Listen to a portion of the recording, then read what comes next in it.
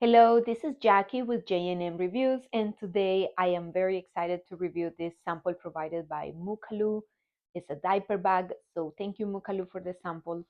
And mine is color pink, so this is how it looks. It's very large and spacious inside. Also, what I like about this diaper bag is that it's waterproof, so you can put here diapers, clothes. You can storage things in these pockets. It has two pockets on the side, and here it has the cable for the USB port.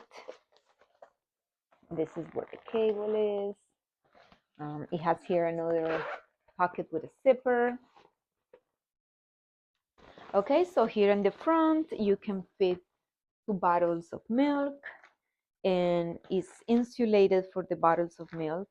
It has some insulation here, and here you can storage for wet clothes or a towel. Also, you can either hang this on your bag, or you can just hold it like this, hold it through the handles. This here closes. And another thing that I like is that you can hook it to the stroller.